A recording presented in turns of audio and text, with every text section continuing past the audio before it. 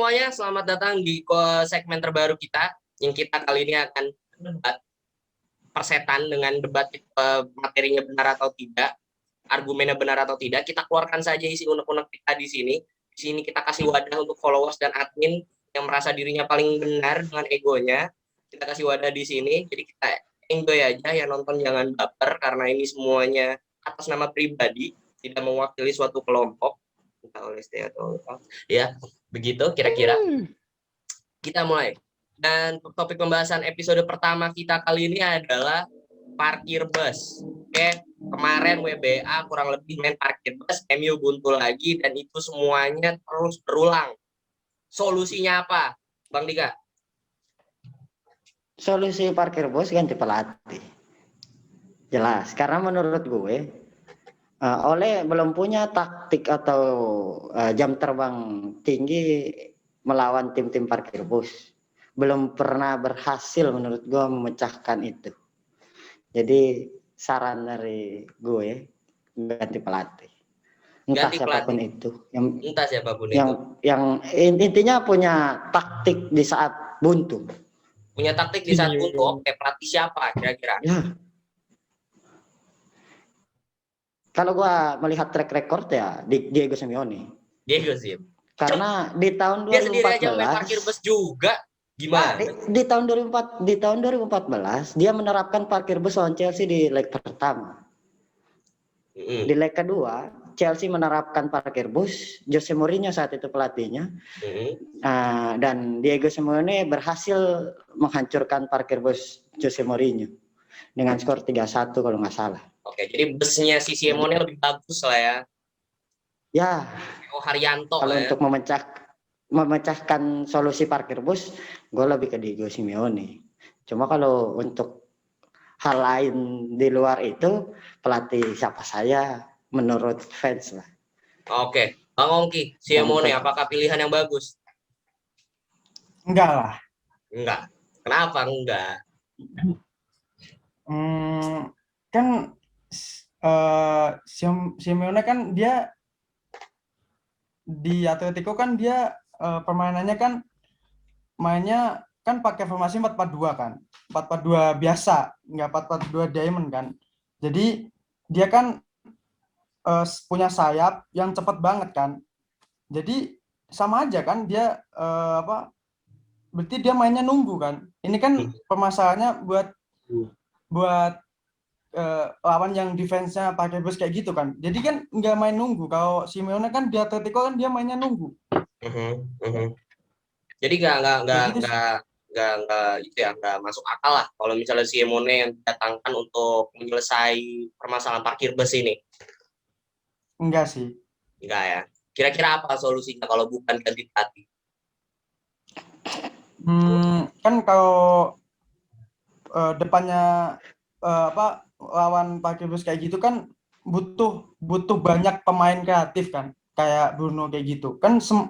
Lawan WBA kan yang kreatif kan cuma Bruno sama Rashford juga gitu kan, egois, nggak ada Pogba lagi kan. Kalau MU kalau semua tim lawan MU dia pakai bus, buktinya City kan juga waktu lawan WBA kan WBA juga pakai bus juga kan. City kan lini depan sama lini keduanya kan kreatif semua tuh. Betul. Foden lah dan lain-lain. Ya kalau menurut saya sih kalau buat mecahin itu sih butuh banyak pemain kreatif di depan. Dan kalau semisal ganti pelatih sih ganti pelatihnya yang udah jelas sistem permainannya. Yang jelas sistem permainannya. Kalau misalnya bukan ganti pelatih, tadi Bang Ongki bilang beli pemain yang kreatif juga. Iya, di depan. Banyakin pemain kreatif di depan lah. Siapa salah satunya atau salah duanya? Jack Grealish dari West Ham. Aston. Cok, mirip klubnya ya, maaf. Kaosnya sama. Maaf. Ya maaf. Itu Mas Dayat gimana Mas Dayat? Apakah Jack Grealish pemilihan yang oke punya? Karena gue sendiri termasuk yang sangat kontra dengan Jack Grealish ya, karena Jack Grealish itu cuma pemain yang bisa dribbling, nggak bisa mengangkat tim dan bola, bahkan di timnas Inggris pun nggak bisa berbanyak buat. Gue rasa bukan tempat orang yang cocok untuk itu. Gimana tanggapannya Mas Dayat? Gini. Kalau Jack Grealish aku no comment ya. Jadi aku di sini menggarisbawahi jika melihat kondisi ini maka bukan solusi yang bijak untuk mengganti pelatih, tapi disegerakan untuk memiliki direktur sepak bola, di mana si direktur ini paham di mana klub itu harus bagaimana, harus beli pemain apa yang harus dibutuhkan dan tidak berstandarkan ekonomi dalam berbeli pemain. Gitu. Jadi mau berapa aja harga pemainnya, yang penting cocok, ajar. Ntar kayak Chelsea dong. Apa? Bentar dong. Tunggu dulu. Mau pelatihnya siapa, tapi saat eksekusi untuk membeli pemain untuk memecah kebutuhan itu enggak cocok. Ya, gitu aja. Sama aja, bohong. Tetap berarti, orang itu jadi pemainku ibaratkan sebuah pedang. Percuma kalau pedangnya tumpul, orangnya yang make bagus juga susah. Gitu loh. Kenapa tanpa peluru lah ya? Iyalah. Ibaratnya gitu. Untuk saat ini, aku nggak bilang ke depannya ya, untuk saat ini, yang dibutuhkan MU itu pemain. Direksi olahraga. Direksi olahraga yang rembet ke pemain. Iya, itu. Bang Yuda, setujukah direksi olahraga yang merembet ke pemain, bukan ke pelatih? Setuju sih. Karena dari beberapa musim yang masuk MU nggak ada yang dikit yang jadi gitu kan. Dan juga untuk misalkan kita ngomongin masalah parkir bus juga ganti pelatih nggak akan menyelesaikan masalah karena ketika kita ganti pelatih otomatis kan tim harus beradaptasi dengan gaya kepelatihan yang baru kan. Jadi apa yang sudah dibangun akhirnya diubah lagi dan itu siklusnya MU banget sejak nggak ada SAF ya kan. Moyes ganti LVG ganti Mourinho kan. Jadi menurut gua kalau mau ganti pelatih pun itu bukan solusi. Intinya gimana kita punya pemain, gimana kita punya direktur olahraga yang benar-benar mengerti kebutuhan di lapangan itu loh. Gue yakin juga sebenarnya butuh, maksudnya tahu apa sih yang dia perlukan untuk membongkar itu kan. Tapi dengan pemain yang ada ya macam-macam Martial yang cuma ngukul lapangan doang, ya macam-macam Rashford yang egois banget gitu kan. Dan juga Glazer yang masih pelitnya minta ampun 11-12 sama Kroenke kan, meskipun dia mendingan Glazer gitu loh. Tapi dia nggak ngerti apa-apa soal olahraga karena dia kan memang basicnya ekonomi kan, bukan olahraga. Dan itu jadi PR besar banget buat MU. Dimana kita lihat tim-tim Eropa lain punya Dove ya kan, Dortmund punya Dove bagus dari tim yang di bawah jadi tim yang di atas sekarang Dortmund kan sebelum 2000-an itu kan. Makanya ini MU butuh banget yang namanya Dove gitu loh. Dan tapi kalau misalnya mundur ke belakang, MU kan juga sudah menuruti pemain yang diinginkan oleh pelatih sebagian besar. Kita yakin juga tidak semua yang diinginkan di ACC, tetapi sebagian besar sudah dituruti. Contohnya Van Gaal baru datang, berapa banyak pemain yang didatangkan? Steiger, Falcao, Di Maria, Luke Shaw, Schneiderlin, siapa lagi? Blin. Terus ada lagi back tuh, gue lupa siapa namanya. Diturutin, hasilnya apa? Gue yakin di situ orientasi si direksi olahraganya adalah ya menuruti si pelatih ini agar target trofi atau setidaknya target peringkat yang ditargetkan bisa tercapai. Tapi katanya tidak. Lanjut lagi ke Mourinho. Ketika Mourinho datang atau selama ada Mourinho, berapa banyak pemain bagus yang sudah dibeli, yang sudah dituruti sama MU? Mkhitaryan, Zlatan dapat, Pogba, Bailey, Fred, Lindelof, nggak bisa juga mengangkat MU ke performa terbaiknya. Kalau misalnya dibilang direksinya pelit atau tidak mengerti bola, gue rasa itu agak keliru. Karena banyak pemain yang gue rasa pada saat itu memang dibutuhkan, nyatanya tidak berhasil di tangan pelatih yang diinginkan. Mas Dayat, gimana Mas Dayat? Gini, masuk ya. Jadi permasalahan ini sangat kompleks. Ibaratnya Ole ini jadi kambing hitam dari permasalahan sebelum-sebelumnya. Kita melihat Van Gaal dituruti beberapa pemain. Dan memang orientasi itu berubah saat ini, di mana manajemen lebih menahan keinginan Lebih pelatih. berhati-hati. Ya, lebih berhati-hati. Mereka yang salah oleh yang Di sini dapat. gua garis bawahi artinya manajemen sebelumnya sudah nurut sama pelatih kan. Ya, nah, terus yang kedua. Kalau misalnya di garis bawahinya manajemen tidak mengerti pola orientasinya adalah duit, rasa itu keliru. Kalau misalnya itu orientasinya adalah duit, gua rasa pemain seperti Pogba, Zlatan, Fred itu tidak akan datang. Karena Fred juga pada di saat di klub sebelumnya GGWP semua, nggak ada pemain yang dibeli MU itu yang di klub sebelumnya main angin-anginan. Karena Iya, bentar saya masuk. Ini masalah Mourinho. Mourinho memang pelatih bagus, pelatih berpengalaman tinggi, dan dia mendatangkan, ya salah satunya juga gitu. Jadi sebuah pelatih yang berkelas maka akan mengundang beberapa pemain berkelas untuk datang. Tapi ingat, terdapat satu permasalahan yang dialami si Mo, di mana dia punya sifat yang ego yang tinggi, di mana tidak bisa mendinginkan. Salah satunya loh ya, saya tidak bilang Mourinho jelek loh ya. Salah satunya minus dia itu. takut banget dibilang Mourinho jelek. Netizen ya, nanti ada yang marah gitu loh. Yang marah gitu. Ya, di mana tidak bisa mengkondisikan ruang ganti yang nanti juga menyebabkan keharmonisan pemain sama pelatih kurang bagus. Itu pun jadi imbasnya. Dalam menurut posisi gue itu hanya sebagian kecil sih, dan itu masalah mental. Iya. Itu masalah mental. Iya. Karena Luke Shaw itu kalau Iya. lu ingat pernah dicecer habis-habisan di depan media. Lalu lihat akhirnya dia sekarang kayak apa. He's the best winger. Kenapa pemain yang lain gak bisa begitu ketika disemprot seperti itu? Ya masalah mental. Tujuan Mourinho itu ya membentuk mental sebuah klub yang kuat, yang gak lembek, yang haus gol, yang haus menang, marah ketika kalah. Bukannya orientasinya terkenal dan banyak duit, gaji gede di MU. Itu yang gak pengen Mourinho pengen gitu. Makanya dia seperti itu, menurut gue sih kayak gitu. Makanya dia begitu dimanapun dia ada. Hasilnya apa? Ya Porto bisa dia bawa kok buat champion. Nah iya, tapi kan juga tetap itu jadi minus dia yang menyebabkan dia kemarin kan keluar karena konflik sama Pogba kan. Itu kembali lagi sama manajemen. Iya, karena dirasa ketika dibandingkan Pogba yang keluar, mending Mourinho yang keluar. Gitu. Karena kembali lagi manajemennya yang berbasis duit.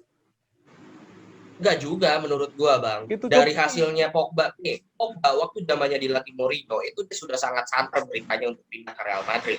Bahkan di konferensi pers waktu di timnas Prancis dia sendiri mengatakan bahwa dia mempunyai cita-cita suatu saat atau kenapa tidak bermain untuk Real Madrid, itu sebuah tim yang bagus. Menurut gua itu sebuah pernyataan yang sangat sampah dari seorang pemain yang tidak ada bentuk loyalitasnya atas dasar apa yang dia katakan di konferensi pers tersebut. Menurut gue itu udah memang harus cabut dan harusnya ngaca gitu. Bukan Mourinho yang cabut, dia yang harus cabut. Cuma lu pemain bagus kayak apa, tapi lu sendiri juga tidak membawa tim itu di hati lu. Buat apa? Ya, setuju. Bang Ongki. Ya, tapi kembali lagi kan. Gimana? Ya, Bang Ongki. Gimana, Bang?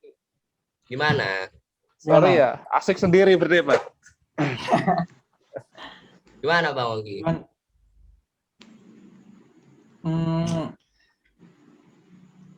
Kalau buat pelatih sih kan itu kan kita bisa lihat Pep di City. Dia musim pertama nggak langsung menang kan, nggak tahu yang ngangkat piala apa enggak. Tapi kan dia nggak langsung menang IPL kan. Klopp juga musim pertama ya nggak jelek lah mainnya, masih nggak kayak namanya juga waktu itu kan ya.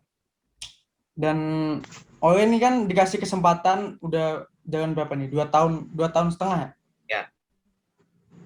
Nah kan kalau Pep sama Klopp dia dikasih kesempatan lebih dari 3 tahun kan, soalnya dia bawa satu permainan, punya sistem yang jelas, yang dia bisa nempatin pemain siapa aja di posisi itu, dan tapi sistemnya tetap jalan gitu.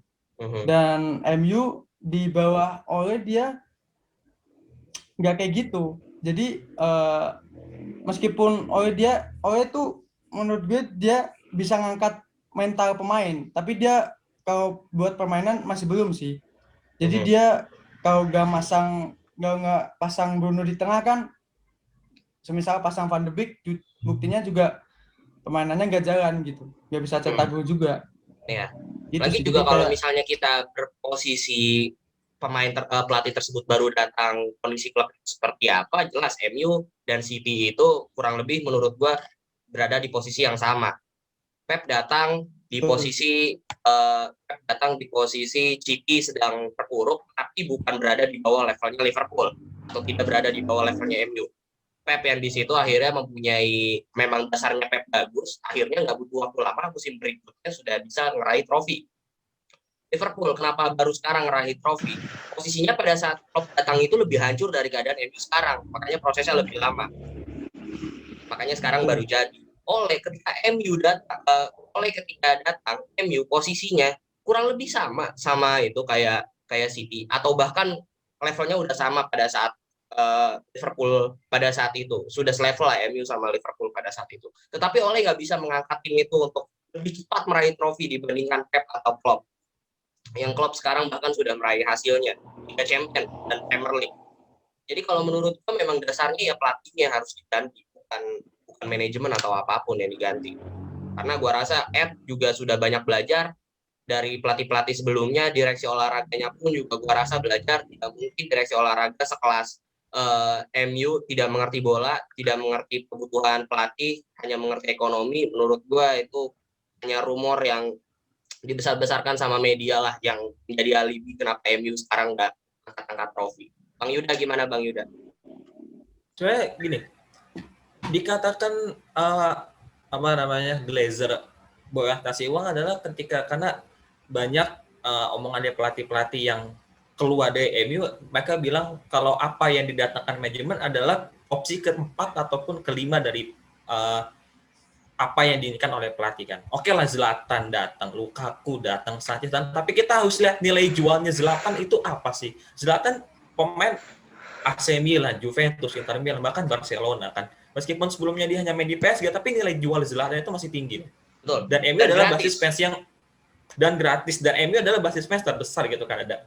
Ya, dimanapun pasti ada fans MU kan, dan ketika MU berhasil mendapatkan pemain bintang, itu pasti mau nggak mau sekalian jualan baju gitu kan. Dan itulah ya agaknya jadi pertanyaan, apakah kedatangan pemain ini beneran dibutuhkan oleh pelatih atau memang untuk jualan baju di negaranya masing-masing. Contoh Kagawa sempat dikatakan marketing MU di Jepang ya kan. Ada Dong Fangzhuo yang dibilang marketing MU di Cina. Padahal dia kan di zamannya Alex Ferguson gitu kan. Dan ini kayaknya jadi pertanyaan juga, kenapa pemain yang datang ke MU malah turun gitu loh. Apakah memang saat itu pelatihnya yang salah atau memang pelatih nggak butuh dia dan nggak cocok sama gaya bermainnya pelatih itu kan. Maksudnya pemain bagus datang nih. Misalkan MU datengin Messi ya kan. Tapi kalau visi pelatih dan visinya Messi nggak cocok, ya itu nggak bakal jalan juga di lapangan. Justru malah pemain yang biasa-biasa, contoh McTominay, kita datengin dari akademi kan. Tapi sesuai dengan Mourinho, sesuai dengan McTominay. Ole juga sesuai dengan McTominay. Bahkan McTominay jadi gitu kan. Fred datang, Mourinho nggak terlalu klop gayanya dengan Fred kan. Tapi ketika Ole datang menangani Fred akhirnya bertransformasi jadi gelandang bertahan yang cukup bagus sekarang juga kan. Dimana dulu satu musim ke belakang mainnya benar-benar hancur banget, tapi kita bilang Fred itu benar-benar apa yang datang harus sesuai dengan kebutuhan pelatih dan visinya harus sama. Pasti dan menurut manajemen. Tapi kalau menurut gue juga pemain-pemain yang datang, contoh kayak Zlatan, dipertanyakan apakah itu hanya marketing Kagawa, dipertanyakan apakah hanya marketing Kagawa perform, Zlatan juga perform.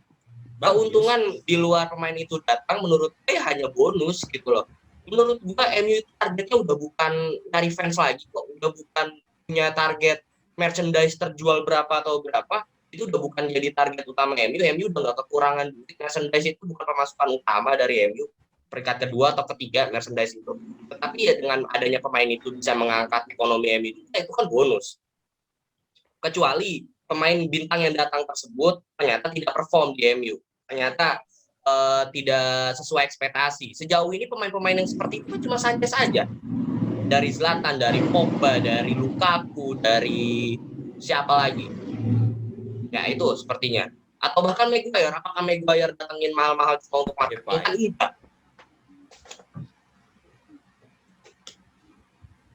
Gua rasa kebutuhan marketing untuk demi mendatangkan pemain tujuannya marketing menurut gue itu sangat-sangat tidak masuk akal sih. Kecuali karena belum ada pemain yang disangka marketing katanya tidak perform, belum pernah.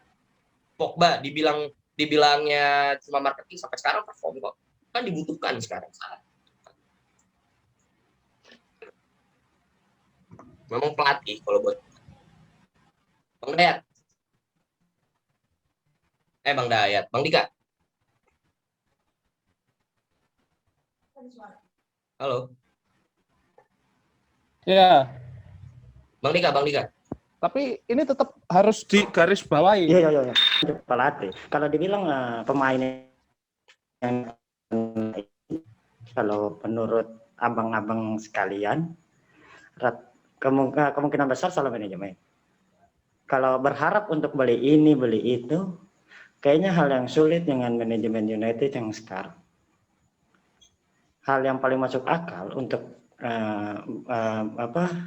memperbaiki United sekarang ini ganti pelatih yang memiliki jam terbang tinggi, yang memiliki taktik yang banyak lah untuk melawan tim manapun. Dan apa ya? Untuk soal proses mau sampai kapan gitu. Bertahan dengan Ole yang menurut gue yang harusnya udah tahun ini itu tahunnya trofi, United tahunnya trofi. Yeah. Melihat Klopp, Pep dan lain-lain.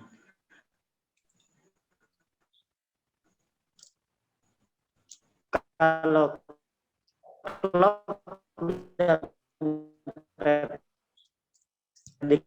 beberapa tahun nunggu trofi. Sisi positifnya dari Ole, ruang ganti aman. Cuma itu aja. Cuma ruang ganti yang aman. Dan taktik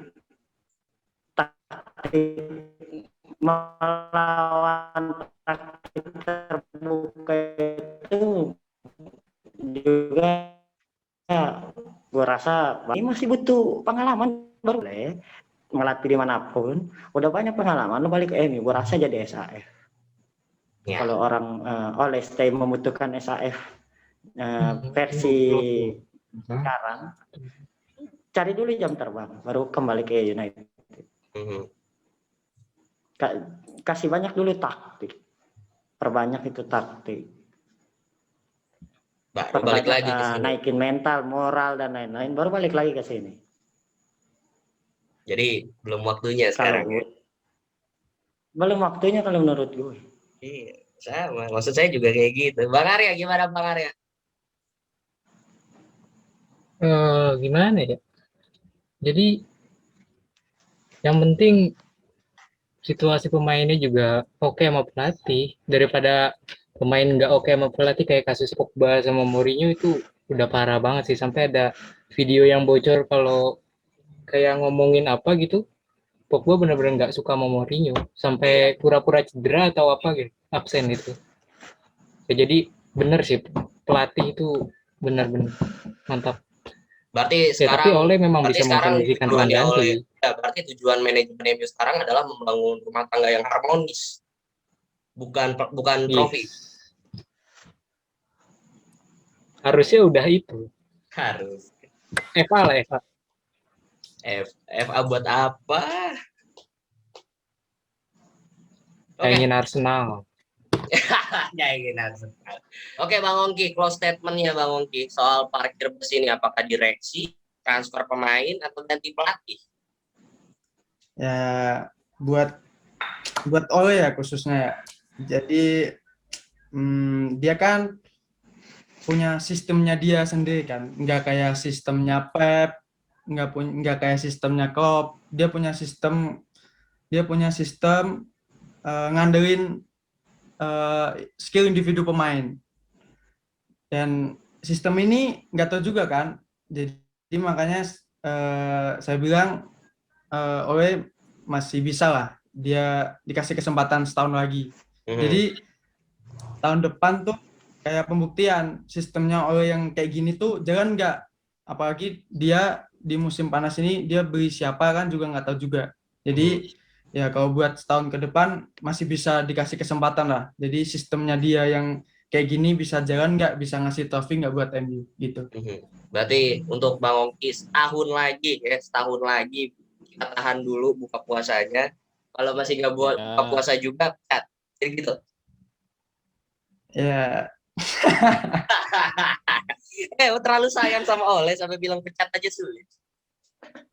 Ole stay. Ole stay, oke. Tetap Ole stay, memang tidak akan berubah. Bang Dayat, Ole stay. Oke.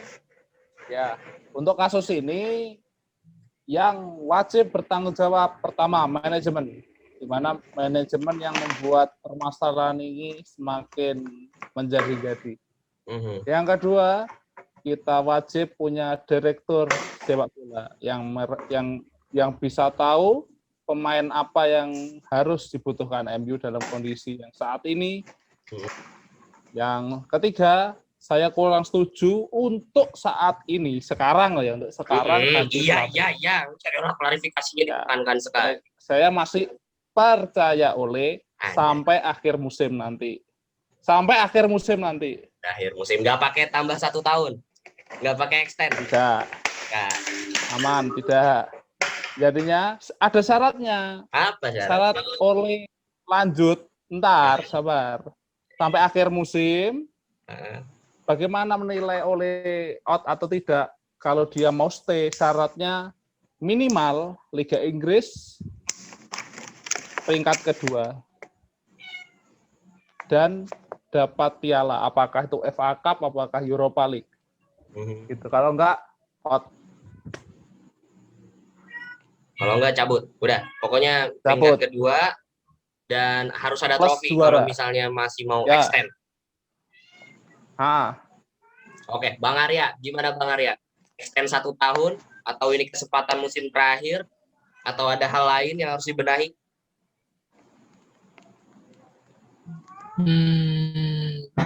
Tahun ini terakhir. Tahun ini terakhir.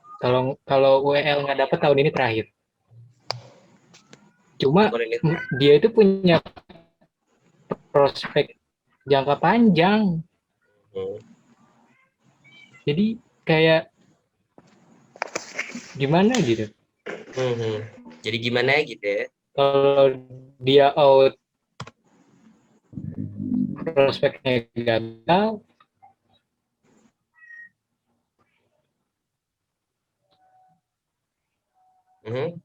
Gimana? Udah sih itu aja. Bang Ongki, gimana Bang Ongki? Kenapa hanya diri Anda yang berpendapat? Kalau misalkan emang nggak ada.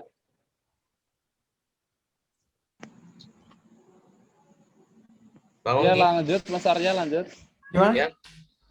Bang Ongki, kenapa cuma Bang Ongki yang cuma bilang extend setahun? Yang lain bilang semuanya udah harus disudahi musim ini kalau misalnya belum ada kenaikan juga. Banyak sih. Satu, manajemen, pemain udah pada sayang kan sama Ole kan. Nggak ada yang musuhan. Itu. Ya kan? Dan makanya saya bilang kan tadi Ole tuh dia punya sistemnya beda kan, dia nggak dia bisa main long pass, dia bisa main nunggu kayak lawan PSG kayak gitu kan, maksudnya nggak tahu sih kan, nggak nentu juga kan, jadi makanya dia bener-bener sistemnya tuh ngandelin individu pemain. Nah itu nggak tahu juga kan tahun depan dia beli siapa, makanya itu patut ditunggu sih, makanya kasih kesempatan lah setahun. Alasannya oke juga, tapi yang lain tidak sependapat karena mungkin sudah sangat gerah ya. Sudah sangat gerah. Bang Yuda. Iya, saya lapar. Santai sih. Saya Bang Yuda, lapar. gimana Bang Yuda? Stay atau out ya. Untuk musim ini stay sih. Paling enggak, bener sih kata Bang Oki, paling enggak setahun ke depan kita lihat di mana. mungkin kita tunggu sampai dia benar-benar sama kayak masanya Ferguson. Kalau udah enggak, ya udah kita out. Karena Ole di pemain di bawah pemimpin Ole jarang ada yang konflik segala macam. Ruang ganti udah bagus. Kita pertahankan dulu ruang gantinya. Taktiknya juga meskipun bosenin, kadang berhasil main taktik begitu kan. Meskipun masih angin-anginan juga kita masih punya trofi kan, kita masih ada di peringkat 2 meski beda 7 poin kan, kita masih bisa main di FA, ada di Europa League. Mungkin ketika kita udah kehilangan tiga-tiganya kayak kemarin, Oleh out mungkin cocok. Out beneran ya, itu cocok. Karena nggak bisa nunggu lama-lama. Bagi tim MU, sekedar masuk final, masuk runner up, jadi runner up itu udah nggak itu lagi sih. Kita memang itu kita trofi. Mau itu FA, Carabao Cup, yang penting kita punya trofi yang masuk. Ya, udah bukan standarnya runner up atau zona champion doang ya. Tidak, itu udah bukan standar. Bukan standar MU ya. Bang Dika, gimana Bang Dika? Hatta Kakashi. Kalau gue lebih sepakat oleh odds cepatnya, secara pribadi. Cuma gue sepakat sama Dayat sama Bang Ongki. Kalau Bang Dayat sama Bang Ongki ini kan beda pendapatnya. Kenapa Anda bisa sepakat dua-duanya? Makanya ada hal yang gue bisa sepakati di keduanya. Kalau dari Bang Dayat, tunggu sampai akhir musim itu gue sepakat sih. Cuma kalau bisa secepatnya. Cuma secara pribadi. Cuma kalau dari Bang Ongki, gue sepakatnya itu. Oleh mengandalkan individu pemain, skill individu pemain. Dan itu yang membuat gue menyatakan untuk Oleh out. Kalau mengandalkan individu pemain, ketika underperform semua, hancur MU. Hancur United. Gitu. Dia kayak, kalau Bang Yuda bilang, taktik Oleh membosankan, memang membosankan. Kecuali kalau lawan main terbuka, itu baru enak dilihat taktik Oleh. Makanya gue pengen secepatnya Oleh out. Tapi kalau macam perkembangannya bagus, ya minimal akhir musim Oleh out. Kalau nggak bawa piala. Oke, jadi semuanya berharap Oleh bisa membuktikannya akhir musim ini dengan setidaknya ada trofi. Kecuali Bang Ongki yang masih pengen extend setahun, mungkin sudah nyaman, namanya orang sayang. Ya. Oleh stay. Iya, Oleh stay. Buset.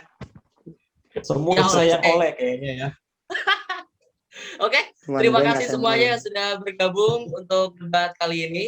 Semoga next time kita bisa debat bareng-bareng lagi dengan topik yang baru. Nggak ngomongin Oleh, nggak ngomongin Martial, nggak ngomongin direksi olahraga. Semoga MU mempunyai hal baru untuk kita perdebatkan. Terima kasih semuanya yang sudah bergabung. Thank you Bang Arya, Bang Yuda, Bang Ongki, Bang Dika, Aka Kakashi, Mas Dayat, Aka Sikamaru. Terima kasih semuanya. Bye-bye.